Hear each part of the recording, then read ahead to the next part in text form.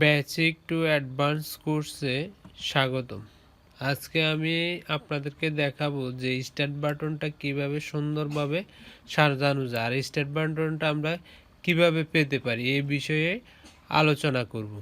তো এই জন্য আমরা প্রথমত যে কাজটা করব, প্রথমত একদম ডেস্কটপের কর্নারে এসে যে প্রথম আইকনটি রয়েছে সেটা হচ্ছে যে স্টার্ট বাটন। হ্যাঁ, আমরা যখন এই আইকনটিতে ধরে ক্লিক দেব, হ্যাঁ, তখন আমরা স্টার্ট বাটনটি পাবো। তো এখন আসা যাক স্টার্ট বাটনে আমরা কি কি করতে পারি। এই জন্য আমরা প্রথম যেই বাটন স্টার্ট বাটনের উপরে যেই আইকনটি পাবো সেটা হচ্ছে যে পাওয়ার। আমরা যদি পাওয়ারে প্রবেশ করি তাহলে দেখা যাচ্ছে যে তিনটি পাচ্ছি, সেটা হচ্ছে স্লিপটা কি, অর্থাৎ আমরা যখন দীর্ঘক্ষণ কাজ করে কিছু সময়ের জন্য কাজটা স্টপ করে রেখে দিয়ে যদি স্লিপটাতে ক্লিক করি তাহলে কম্পিউটারটি পুরোপুরি ঘুমিয়ে গিয়ে ফাংশনটি চালু রেখে পূর্বের অবস্থানে পরবর্তী যখন আমরা ফিরে আসব, যখন ক্লিক দিব পূর্ববর্তী অবস্থানে ফিরে আসবে।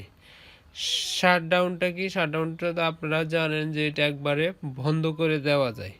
এরপর হচ্ছে যে রিস্টার্টটা কি, রিস্টার্ট হচ্ছে যে আমরা যদি কম্পিউটারে কোনো কারণে হ্যাং হয়ে যায় অথবা পূর্বের অবস্থানে ফিরে নিয়ে চাঙ্গা অর্থাৎ সজীব করতে চাই তখন আমরা রিস্টার্টে ক্লিক দিব। এরপরের অপশনটা হচ্ছে যে আমরা পাচ্ছি সেটা হচ্ছে যে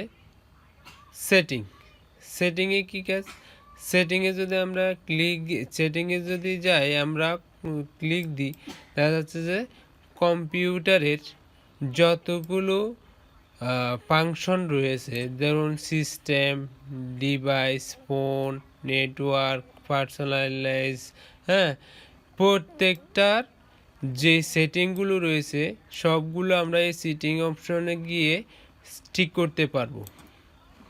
এর পরবর্তী যে অংশটি রয়েছে সেটা হচ্ছে যে আমরা যদি স্টার্ট বাটনে ক্লিক দিই সেটা হচ্ছে যে পিকচারটা কি, আমরা যদি এই পিকচার অপশনে ক্লিক দিই আমাদের কম্পিউটারে যেই ফোল্ডারটাতে ছবিগুলো রয়েছে সেই অপশন আমরা যেতে পারবো।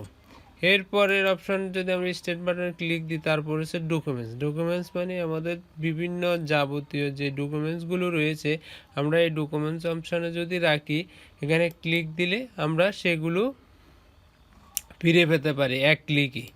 এরপরের যে অংশটি স্টার্ট বাটনে ক্লিক দিলে এরপর অংশটি যেটা পায় সেটা হচ্ছে যে আমাদের উইন্ডোজ 10টা যেই জিমেল দিয়ে ওপেন করেছি সেই ওপেনের জন্য আমরা যদি সাইন আউট করতে চাই সাইন আউটের অপশনটা পাবো, লক করতে চাইলে লকের অপশনটা পাবো, এবং যদি অন্য জিমেল ব্যবহার করতে চাই সেটা আমরা এখানে সেটিং করতে পারবো।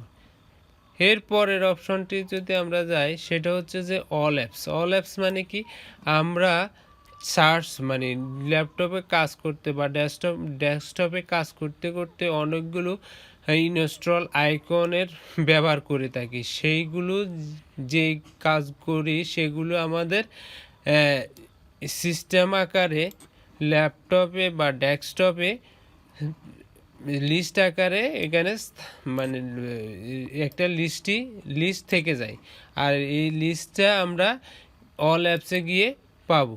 এরপর হচ্ছে যে পিন অ্যাপ টাইটেল বলতে কি, আমরা যদি যে অ্যাপসগুলো আমাদের প্রয়োজন সেই অ্যাপসগুলো আমরা এখানে পিন অ্যাপ করতে পারি। অথবা আমরা অল অ্যাপসে গিয়ে যদি ক্লিক দিই, দেওয়ার পরে দেখুন আমার যদি মনে করেন সাপোজ এই 3D ভিউটা আমি অর্থাৎ স্টার্ট বাটনের যেই আইকনটা রয়েছে সেখানে যদি রাখতে চাই তাহলে আমরা যে কাজটা করব, কাজটা রেখে রাইট বাটন ক্লিক দিব, ক্লিক দেওয়ার পরে পিন টু স্টার্ট একটা সুযোগ দিবে, হ্যাঁ, সুযোগ দিবে।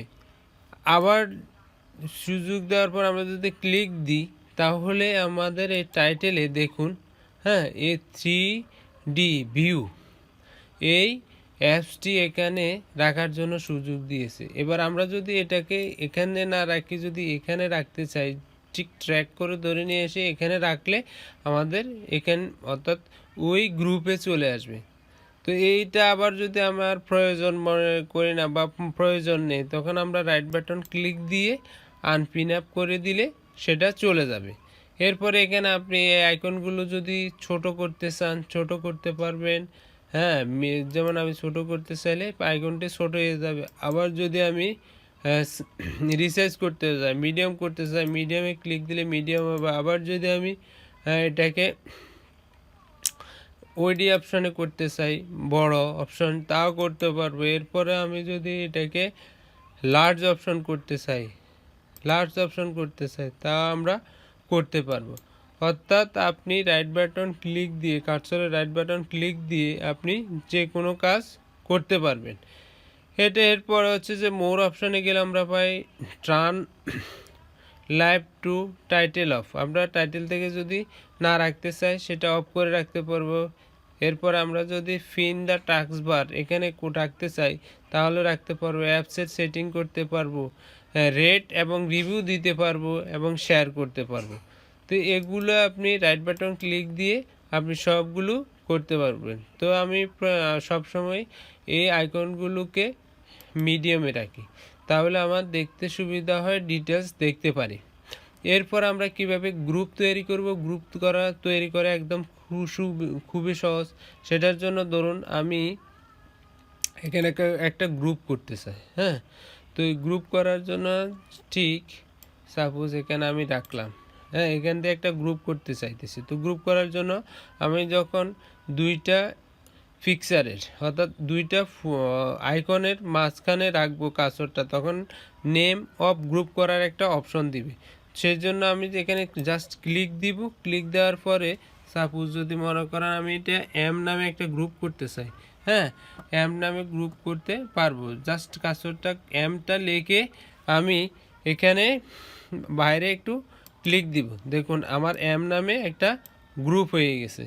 এবার আমরা এগুলাকে আবার কি ফোল্ডার করতে পারি। কিভাবে ফোল্ডার করতে পারি, আমরা যে এই দুইটি আইকন ফোল্ডার করতে চাই, একটি অপরটির উপরে ছেড়ে দিলে, হ্যাঁ, ছেড়ে দেওয়ার পরে এই ধরনের একটা গ্রুপ হয়ে যাবে। এবার আমি গ্রুপের নাম দিতে চাই, নামটা যদি আমি দিই, ধরুন এন নামে একটা গ্রুপ করেছি। হ্যাঁ, আমি এখানে ক্লিক দিয়ে এন নামে একটা গ্রুপ করতে পারবো। তো এভাবে আমরা আমাদের স্টার্ট বাটনে খুব জরুরি যেই আইকনগুলো রয়েছে সেগুলো এখানে রেখে খুব সহজে আমরা ওপেন করতে পারবো। এই জন্য আমাদের আর সার্চ বাটনে যাওয়া লাগবে না, সার্চ করা লাগবে না। এই বিষয়টিকে যদি এই গ্রুপকে বিভিন্ন জায়গায় রাখতে চাই, তাহলে আমরা জাস্ট গ্রুপের উপর মাউসটা রেখে কাঁচটা রেখে যে কোনো জায়গায় স্থানান্তর করতে পারবো। এই দিক থেকে এদিকে, এদিক থেকে এদিকে স্থানান্তর করতে পারবো। এভাবে আমাদের অর্থাৎ স্টার্ট বাটনে যে আইকনগুলো রয়েছে আমরা টাইটেল অপশনে অর্থাৎ ফিনের টাইটেল অপশনে গিয়ে সুন্দরভাবে স্টার্ট বাটনটি সাজিয়ে নিতে পারবো। তো এই পর্যন্ত ভিডিওটি দেখার জন্য অসংখ্য ধন্যবাদ। যদি ভিডিওটি ভালো লাগে, কোনো কিছু আপনি শিখতে পারেন, তাহলে আমার চ্যানেলটা সাবস্ক্রাইব করে পাশে থাকবেন। আর যদি আর ভালো লাগে, অন্যকে শেখার জন্য মন মানসিকতা থাকে, তাহলে শেয়ার করতে পারেন।